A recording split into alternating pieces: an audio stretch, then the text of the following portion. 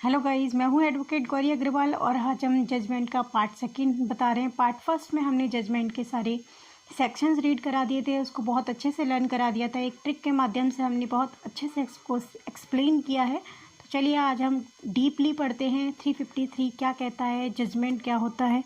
तो इसमें 353 में जजमेंट दे रखा है और जजमेंट जो है सबसे पहले मैं तो फिर एक बार बोलूँगी कि अपना बेरेक्ट निकाल लो। विदाउट बेरेक्ट लॉ में स्टडी नहीं होती है, तो बेरेक्ट को आप निकाल लीजिए।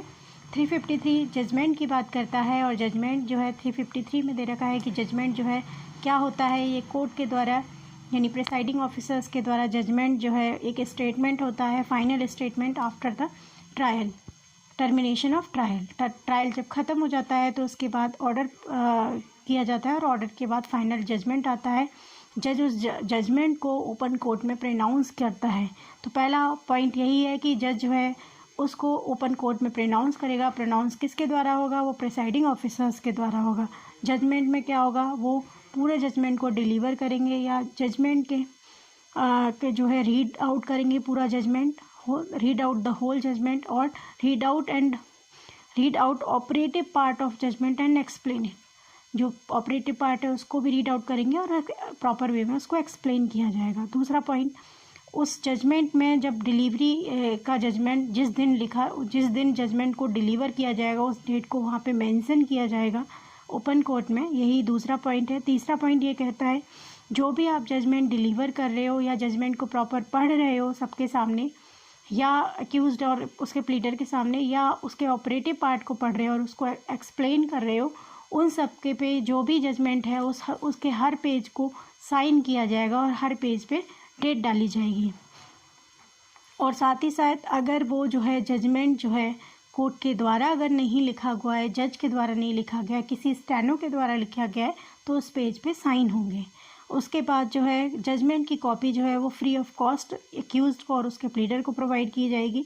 और जो अगर एक्यूज्ड कस्टडी में है तो उसको जजमेंट प्रोनाउंस के टाइम पे कोर्ट में पेश किया जाएगा। अगर बंदा नहीं आ सकता है, बंदा अगर एक्यूज्ड नहीं है तो भी जजमेंट प्रोनाउंस किया जाएगा। हाँ, अगर बंदे को एक्विटल कर दिया है या कोई छोटा मोटा ऑफेंसेज है और जजमेंट जब प्रोनाउंस हो रहा है तो ऐसा ज़रूरी नहीं है कि एक्यूज्ड को वहाँ पे लाया जाए। अगर एक्यूज्ड एक से ज़्यादा हैं और कई सारे एक्यूज्ड हैं जिनमें से भी जैसे मान लो 8 एक्यूज्ड हैं और 8 में से 4 एक्यूज्ड एब्सेंट हैं, 4 प्रेजेंट हैं, तो क्या उनके सामने जजमेंट प्रोनाउंस किया जा सकता है? यस, उनके सामने भी जजमेंट प्रोनाउंस किया जा सकता है। ऐसा कोई वो नहीं है, क्योंकि जजमेंट प्रोनाउंस होने से पहले जब फाइनल ऑर्डर होता है तो उसके बाद एक नोटिस प्रोवाइड किया जाता है पार्टीज़ को और उनके प्लीडर्स को कि आपको ये जजमेंट जो है इस डेट को सुनाया जाएगा, चाहे आपके हो या ना हो। आप ये फाइनल डिसीजन है, किसी भी कारणवश आप आए हो या ना आए हो, जजमेंट आपको प्रोनाउंस कर दिया जाएगा उसी डेट पे और उसी प्लेस पे। तो एक जुरिस्डिक्शन होता है, उसी जुरिस्डिक्शन के अंदर कोर्ट जो है प्रिसाइडिंग ऑफिसर्स जो हैं कोर्ट में जजमेंट को प्रोनाउंस करेंगे। और जजमेंट जो है जनरली जजमेंट अगर एक्यूज्ड प्रेजेंस है कोर्ट में, कस्टडी में है, तो उसको बुला के उसके सामने किया जाएगा। अगर वो नहीं है, किसी कारणवश वो नहीं आ सकता है, तो भी जजमेंट को प्रोनाउंस कर दिया जाएगा। यही दे रखा है। नेक्स्ट कहते हैं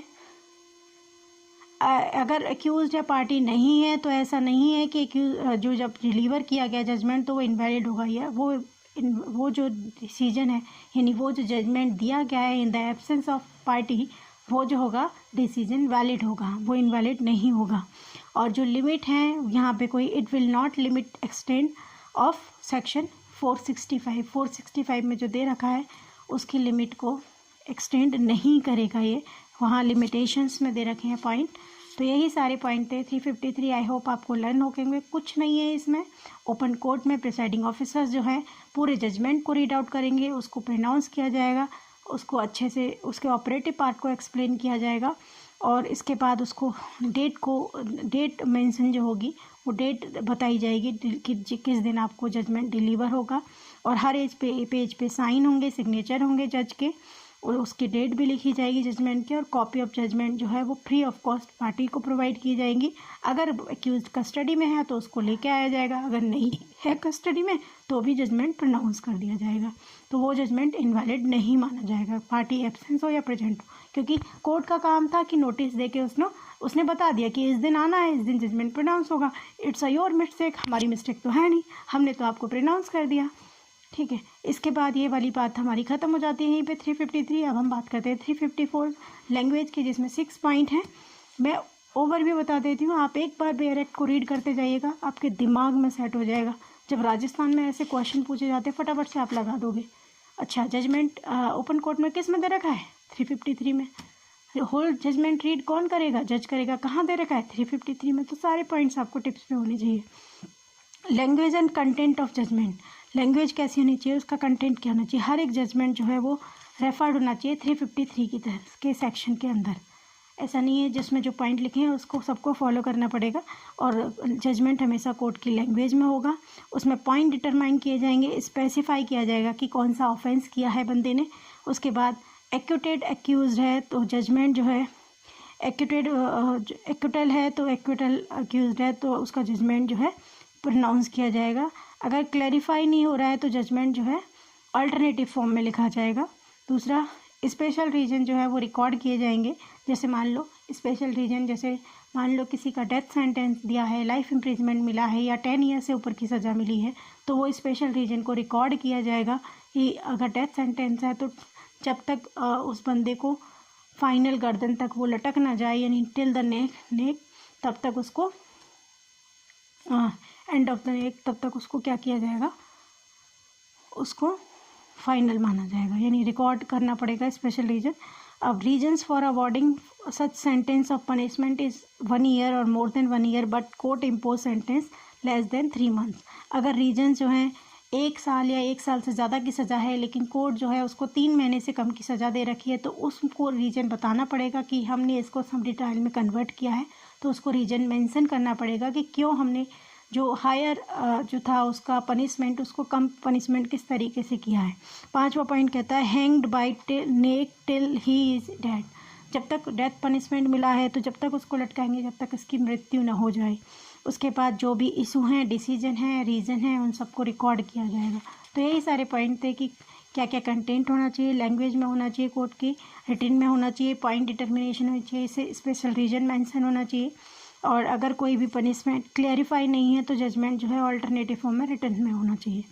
कोई भी अगर स्पेसिफिक ऑफेंस क्लियर नहीं है तो, और रिकॉर्ड होना चाहिए स्पेशल रीजन, चाहे वो डेथ हो, पनिशमेंट हो, लाइफ इम्प्रिजमेंट हो और इम्प्रिजमेंट हो।